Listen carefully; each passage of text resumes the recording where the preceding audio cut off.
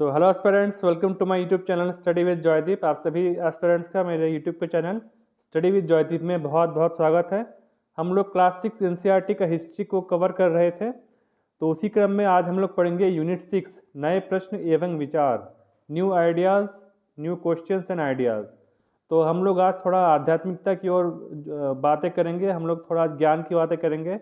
भगवान गौतम बुद्ध के बारे में पढ़ेंगे, भगवान महावीर स्वामी जी के बारे में पढ़ेंगे। तो चलिए पहले हम लोग पढ़ते हैं गौतम बुद्ध जी के बारे में। देखिए, इनका जो जन्म हुआ था, इनका जन्म हुआ था 563 ईसा पूर्व में।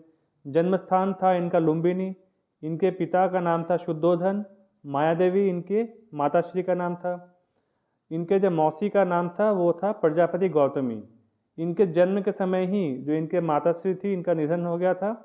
तो इनका जो पालन पोषण किया था, इनके जो मौसी थे प्रजापति गौतमी, इन्हीं ने इनका पालन पोषण किया था। इनके पत्नी का नाम था यशोधरा।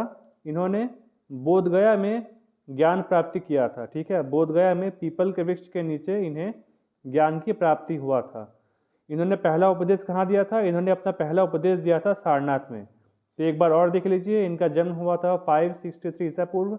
जन्म स्थान लुम्बिनी, पिता शुद्धोधन, माता माया देवी, मौसी प्रजापति गौतमी, पत्नी यशोधरा।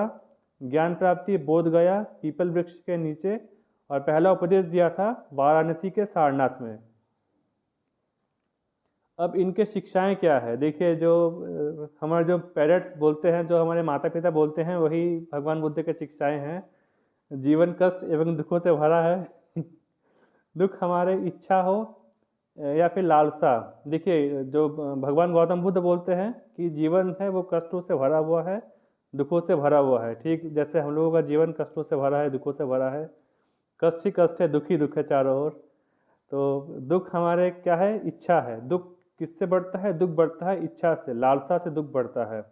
हमारा जो इच्छा होता है वो अनंत होता है। हमारी जो भी इच्छाएं हैं वो कभी भी ख़त्म नहीं होता। आज साइकिल है तो कल हम लोग बाइक की लालसा करते हैं। कल बाइक मिल गया तो फिर हमें कार चाहिए, कल परसों उसके बाद कार मिल गया, फिर हमें कोई और चाहिए। तो मतलब जो हमारे जो भी इच्छा है, जो भी लालसा है, वो ख़त्म होता ही नहीं है। तो उसी के कारण जो दुख है वही दुख है, हमारी इच्छा और लालसाओं के कारण ही दुख है। तो भगवान गौतम बुद्ध ने लिप्सा को तृष्णा कहा है। ये जो तृष्णा है यही दुख का मुख्य जड़ है। जैसा कि श्री कृष्ण जी बोलते हैं कि जो भी हमारे लालसा है, जो भी हमारी इच्छाएं हैं, इच्छाओं पर विजय प्राप्त करना बहुत ही ज़्यादा ज़रूरी होता है जीवन को सफल बनाने के लिए। अगर हम लोग इच्छाओं पर विजय प्राप्त नहीं कर पाते हैं तब हमें जीवन भर दुख ही दुख मिलेंगे, कष्ट ही कष्ट मिलेंगे। इसका कोई निवारण नहीं है। तो भगवान गौतम बुद्ध की भी यही शिक्षाएं हैं कि जीवन कष्ट एवं दुखों से भरा हुआ है। दुख हमारे इच्छा एवं लालसा के कारण उत्पन्न होता है। हमारे जो इच्छा है एवं जो लालसा है वो कभी भी समाप्त नहीं होते, चलते ही रहते हैं। तो बुद्ध ने लिप्सा को तृष्णा कहा है। अब बुद्ध की शिक्षाएं किस भाषा में दिए गए हैं? जो भगवान बुद्ध है उन्होंने अपनी शिक्षाएं प्राकृतिक भाषा में दिया है। भगवान बुद्ध ने अपनी शिक्षाएं प्राकृतिक भाषा में दिया है। तो अपना पहला उपदेश भगवान बुद्ध ने कहाँ दिया था? भगवान बुद्ध ने अपना पहला उपदेश सारनाथ में दिया था। जो वाराणसी शहर है, सारनाथ में उन्होंने अपना पहला उपदेश दिया था। सारनाथ में भगवान बुद्ध ने अपना पहला उपदेश दिया था। इसी घटना के स्मृति में एक स्तूप का निर्माण सारनाथ में किया गया है। अब है उपनिषद किसे कहते हैं? देखिए, वैदिक साहित्य के अंतिम भाग उपनिषद है, जिन्हें वेदांत कहा जाता है। वेदांत मतलब वेदों का अंत। जहाँ वेदों का अंत होता है वहाँ से उपनिषद का शुरू होता है। उपनिषद मुख्यतः ज्ञान मार्गीय रचनाएं हैं जिनमें हम वैदिक चिंतन की चरम परिणति को पाते हैं।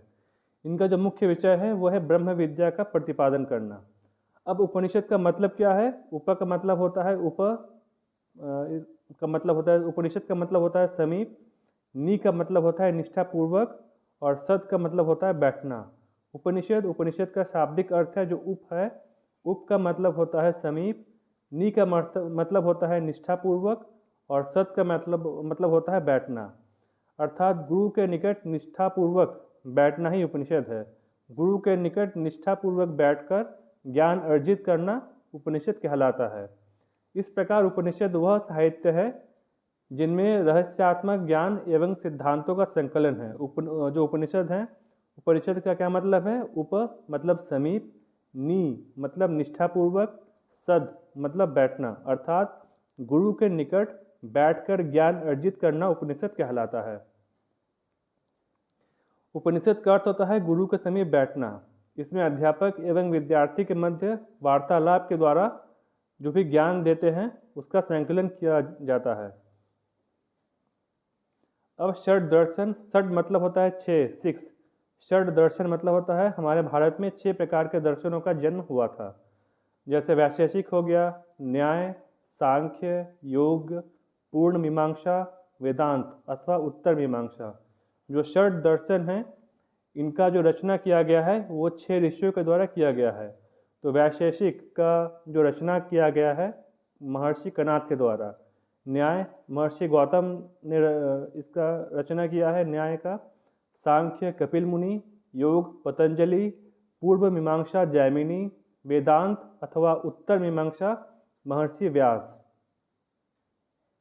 अब आते हैं जैन धर्म में। देखिए अब महावीर स्वामी के बारे में पढ़ते हैं। इनका जन्म हुआ था 599 ईसा पूर्व में। पिता का नाम था सिद्धार्थ, माता त्रिशिला थी, पत्नी यशोदा। शिक्षा, इन्होंने अपनी शिक्षा किस भाषा में दिया है? तो इन्होंने अपना शिक्षा दिया है प्राकृत भाषा में। जैसे भगवान बुद्ध ने अपनी शिक्षाएं प्राकृत भाषा में दिया है। अब प्रकृति को देखिए मगध में अर्ध मगधी भाषा भी कहा जाता है, ठीक है। तो भगवान बुद्ध ने अपनी शिक्षाएं प्राकृत भाषा में दिया है। ठीक उसी प्रकार महावीर स्वामी ने भी अपनी जो शिक्षाएं हैं, अपना जो शिक्षाएं हैं वो भी प्रकृति भाषा में ही दिया है। इनका जो मृत्यु हुआ है वो पावा में हुआ है।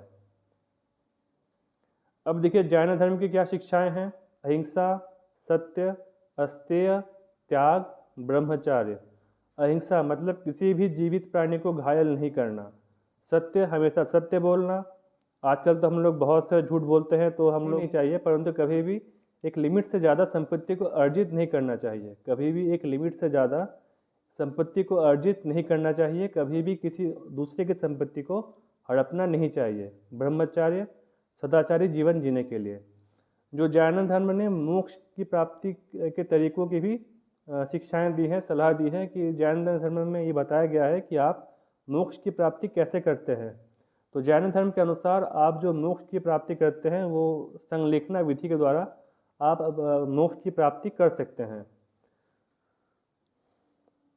देखिए महावीर स्वामी कर्म के सिद्धांत पर विश्वास करते थे। जैसे भगवान श्री कृष्ण ने हमें गीता का उपदेश दिए हैं, उनका जो सेंट्रल आइडिया है वो है कर्म। आप जैसा कर्म करोगे वैसा ही आपको फल मिलेगा। ठीक उसी प्रकार महावीर स्वामी भी यही कहते हैं कि आप जैसा कर्म करोगे आपको भी उसी प्रकार का फल मिलेगा। अगर आप अच्छे कर्म करेंगे तब आपको अच्छे फल मिलेंगे, अगर आप बुरे कर्म करेंगे तब आपको बुरे फल मिलेंगे। हमें कर्म के दुखों से मुक्त होना है एवं मोक्ष एवं निर्वाण की प्राप्ति करना है। महावीर स्वामी का ईश्वर पर कोई विश्वास नहीं था महावीर, लेकिन सभी आत्माओं की में एक शक्ति के अस्तित्व में विश्वास था जो कि सर्वशक्तिमान है, जो जैन धर्म है। अब देखिए अष्टाध्यायी का जो रचना किया था वो पाणिनि ने किया था। अष्टाध्यायी मतलब होता है 8 अध्याय वाली। यह एक व्याकरण का ग्रंथ है, ये संस्कृत भाषा में है। तो आज के लिए बस इतना ही। हमने आज क्या पढ़ा? हमने पढ़ा classic NCERT history our past, ठीक है। नए प्रश्न एवं विचार, न्यू क्वेश्चंस एंड आइडियाज़। हमने महात्मा गौतम बुद्ध जी के बारे में पढ़ा। फिर हमने पढ़ा उनकी क्या क्या शिक्षाएं हैं।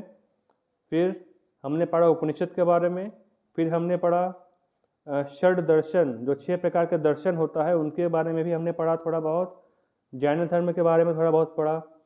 तो ये क्लासिक एनसीईआरटी का जो हिस्ट्री का बुक है इसमें थोड़ा थोड़ा करके ही सब कुछ दिया गया है। तो इसके बारे में हम लोग डिटेल्स में आगे की क्लास में पढ़ेंगे। तो thanks, stay safe, stay positive, always care your parents. Thank you.